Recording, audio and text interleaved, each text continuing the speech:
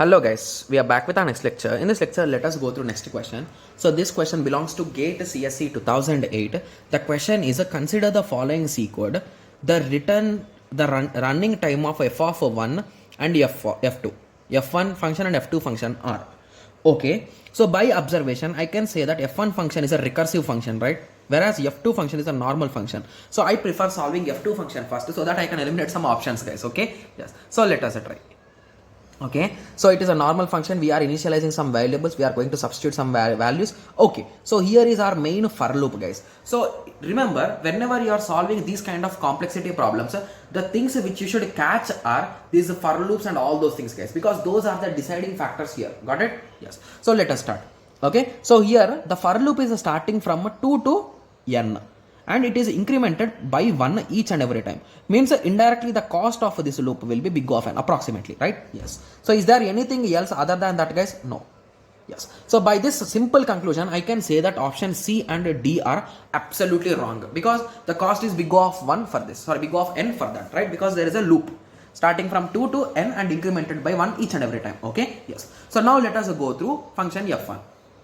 Okay, so whenever you are solving recursive functions, it's a bit tough, guys. I'm being clear with you. It's a bit confusion and it's always a bit tougher than what we expect. Okay, yes. Okay, so anyway, let us try. So assume that I am trying for f1 of, what shall we take? So let us take 4, guys. It will be easy, right? Yes. Okay, so if you concentrate there, that's a lucky thing, guys. So the given equation or given thing is almost working like Fibonacci. Almost, I'm not saying exactly Fibonacci. It is working like Fibonacci because here the initial value of 0 and 1 we are returning the value, and here we are adding n minus 1 and n minus 2, right? And we are multiplying some constants, let it be aside, but we are doing the same process, right? Yes. So what f of 4 will call, guys? It will call f1 of 3 and it will call f1 of 2.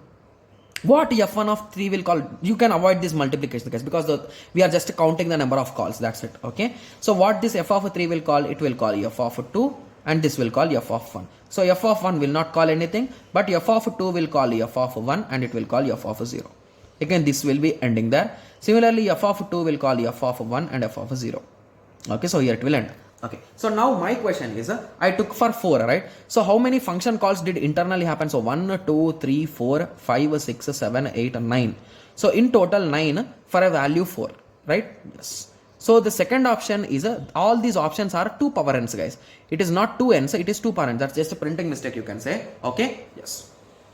Okay, so now the thing is, so if there are 4, what is the thing, guys? So if there are 4 equation, so we are giving n equal to 4, means we are getting around 9 calls, right? So means option A should be wrong, right? Because it is saying only n calls will be done, but it's absolutely wrong. So we are left out with B, and you can conclude B is the correct answer. But few of you might be saying that how can I conclude it? So if you recall, what is the time complexity of Fibonacci, guys? It's n square, right? Yes. So even using that logic you can say, or if you think for now the value is not that much close, right? So 4 square, what will be the 16? But here we are having difference, right? Yes. So in the long run, it might go up to, because it is just a big O, right? So it's the worst case complexity we are discussing. That's it, right? Yes. So now you got some basic idea, right? Yes. So I hope everyone got some basic idea on this question. So in the next lecture, let us continue with the next question. Thank you.